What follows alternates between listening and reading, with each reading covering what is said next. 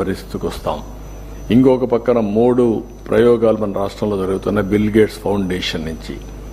ఒకటి హెల్త్, టోటల్గా అందరి హెల్త్ రికార్డ్స్ అన్ని డిజిటలైజ్ చేసి ఆన్లైన్లో పేషెంట్స్ దగ్గర నుంచి డాక్టర్స్ దగ్గర నుంచి ఎవరైతే ఈ నర్సెస్ అందరూ కూడా హెల్త్ ఆరోగ్య రంగానికి సంబంధించిన ప్రతి ఒక్కరూ ఆన్లైన్లో ఉంటారు.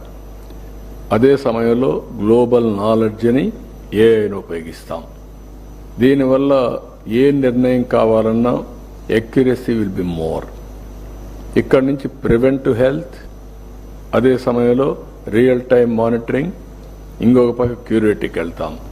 రియల్ టైం మానిటరింగ్లో మీరు గుర్తుపెట్టుకోవాల్సింది వేరబుల్స్ కూడా ఉపయోగిస్తాం. అందరూ హాస్పిటల్కి రావాల్సిన పని లేకుండా ఎప్పటికప్పుడు మానిటర్ చేసి ఎప్పటికప్పుడు గైడెన్స్ ఇచ్చే మెకానిజానికి శ్రీకారం చుడతాం. ఇది first of it's kind in the world. Bill gates యొక్క ఉద్దేశం మెలండా ఫౌండేషన్ నుంచి ఒక ప్రూఫ్ ఆఫ్ కాన్సెప్ట్ తయారు చేసి దీన్ని ఇండియాలో ముందు ఆంధ్రప్రదేశ్లో చేసి తర్వాత నేషనల్ లెవెల్లో చేసి అవసరమైతే గ్లోబల్ లెవెల్లో తీసుకెళ్లాలని ఒక ఆలోచన. కుప్పం ఒక ప్రూఫ్ ఆఫ్ కాన్సెప్ట్ తయారు చేశాం. అది ఈ 15కి ఆపరేషన్ చేస్తున్నాం, ఓపెనింగ్ అవుతుంది. అక్కడి నుంచి 6 months చిత్తూరు డిస్ట్రిక్టివ్ టోటల్గా రోల్అవుట్ చేస్తున్నాం. అది ఒక మోడల్ కింద పైలట్ కింద తయారవుతుంది. ఇది అవుతానే రాష్ట్రం మొత్తం రిప్లికేట్ చేస్తున్నాం 2 years టైంలో. ఈ 2 years టైంలో ప్రపంచంలో ఉండే వేరబుల్స్ అన్నీ కూడా తీసుకొస్తాం. కాస్ట్ ఎఫెక్టివ్ మ్యానుఫ్యాక్చరింగ్కి వెళ్తాం. ఇంకో పక్క నాలెడ్జ్ తీసుకొస్తాం. అటు కేంద్రం ఇచ్చే డబ్బులు, మన డబ్బులు, లేకపోతే అన్నీ కూడా ఇచ్చేస్తాం. ఇన్సూరెన్స్ కానీ అన్నీ ఇంటిగ్రేట్ చేస్తాం. బెస్ట్ హెల్త్ ప్రొవైడ్ చేయాలని. రెండోది మీరు చూస్తే అగ్రిటెక్, అందులో కూడా ఏఐ ఎట్లా ఉపయోగిస్తాం, ఈరోజు రియల్ టైం టెక్నాలజీ ఎట్లా ఉపయోగిస్తాం, మోడర్నైజేషన్కి ఎట్లా పోతాం, ఇవన్నీ కూడా వర్కౌట్ చేస్తున్నాం.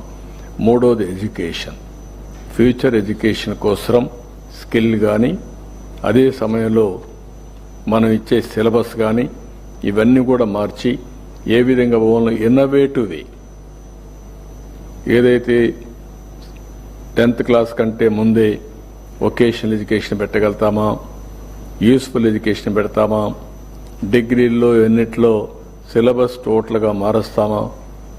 ఈ మధ్యకాలం నేను ఐఐటి మొన్న మాట్లాడుతామని చెప్తున్నారు.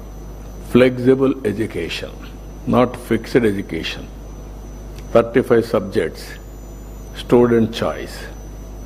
నీకు ఏ సెమిస్టర్లో ఏం చేస్తావో దాన్ని బట్టి నువ్వు చేసుకో. అంటే దే ఆర్ ఆల్ ఆంటర్ప్రెన్యూర్స్ కావాలనుకున్న వాళ్ళు ఈ క్లాస్ రూము ఇదే సబ్జెక్ట్ చెప్తాం, ఇక్కడికే రావాలి, లేదంటే ఈరోజు ఇదే ఫిక్స్డ్ సబ్జెక్ట్ అట్లా కాకుండా వాళ్ళు మోడలింగ్ చేశారు. చాయిస్ ఈ స్టూడెంట్ సెలెక్ట్ చేసుకుంటాడు. ఎప్పటికప్పుడు ఆ సెమిస్టర్లో ఆ సబ్జెక్ట్స్ పాస్ అయ్యే పరిస్థితి వస్తుంది.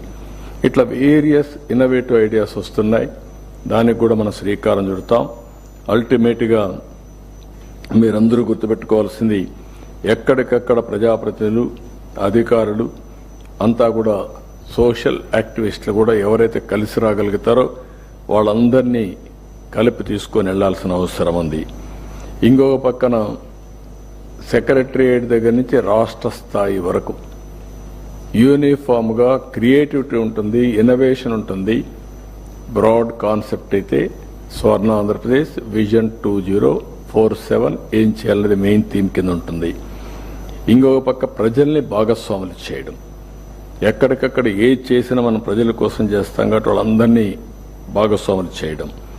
ఇంకొక పక్కన మీరు చూస్తే ఆర్టీజీఎస్ని, జిఎస్డబ్ల్యూఎస్ని, రియల్ టైం ట్రాకింగ్, ఇలాంటి వినూత్నమైన కార్యక్రమాలతో ఈరోజు మనకు అన్ని వింగ్స్ ఉన్నాయి. ఇంటిగ్రేటెడ్ గవర్నమెంట్ తరఫున పనిచేయడానికి జిఎస్డబ్ల్యూఎస్ ఉంది. టెక్నాలజీ ఆర్టీజీఎస్ సెంటర్స్ అన్ని కాన్స్టిట్యున్సీ లెవెల్కి వస్తాయి.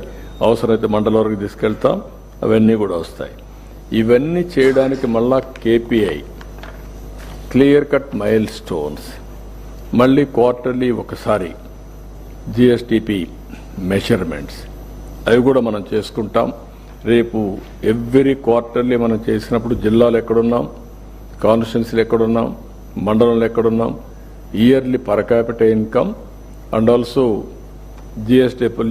జిఎస్డిపి స్టేట్ లెవెల్లో వస్తే జిల్లా లెవెల్లో డొమెస్టిక్ ప్రోడక్ట్ వస్తుంది, విలేజ్ లెవెల్లో వస్తుంది. దీన్ని ఎక్కడికక్కడ మెజర్ చేసుకుంటూ మనందరం ముందుకు పోతాం. అల్టిమేట్గా యూనిఫామ్ డెవలప్మెంట్ జరగాలి. హిస్టారికల్గా కొన్ని ప్రాబ్లమ్స్ వల్ల కొన్ని ప్రాంతాలు వెనుకబడ్డాయి.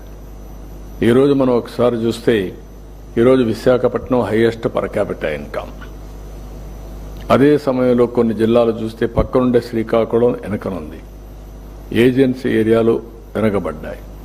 కొన్ని కరువు జిల్లాలు కూడా ప్రకాశం జిల్లా కానీ ఇలాంటి కొన్ని ఇంకా బ్యాక్వర్డ్గా ఉన్నాయి. అదే మరి రాయలసీమలో బోలెడన్ని అవకాశాలు ఉన్నాయి. ఇంకా మనం చేయాల్సింది చాలా ఉంది. ఇవన్నీ మనం తీసుకున్నప్పుడు ఏ విధంగా మనం దీన్ని ప్రణాళిక కరెక్ట్గా చేసుకొని ఇంప్లిమెంటేషన్ కరెక్ట్గా చేసి every year bench marking, last year per capital income ఏంటి, అదే మరిగా హ్యూమన్ ఇండెక్స్ ఏంటి, ఆరోగ్యం కానీ ఎడ్యుకేషన్ కానీ ఇలాంటి కొన్ని ఇండికేటర్స్ పెట్టుకుంటాం. అవన్నీ కూడా స్పష్టంగా ఫోకస్ పెట్టి అవసరమైతే ఇన్ఫ్రాస్ట్రక్చర్ ప్రాబ్లమ్స్ ఉంటే సపోర్ట్ చేస్తాం.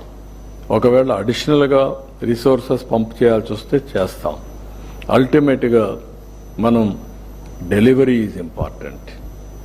ఎన్ని మాట్లాడినా మనం పెట్టినట్టే కానీ అసమర్థంగా జరిగితే దాని ఫలితాలు రావు. ఈ విషయం మీరు గుర్తుపెట్టుకొని ఎక్కడికక్కడ మనం పూర్తి చేయాల్సిన అవసరం ఉంది. ఈరోజు మీరు చూస్తే మనమంతా కూడా లాంగ్ టర్మ్ ప్లాన్స్తో సమానంగా షార్ట్ టర్మ్ టార్గెట్స్ కూడా మనం పెట్టుకోవాలి. ఈరోజు మనం చూసినప్పుడు పోలవరం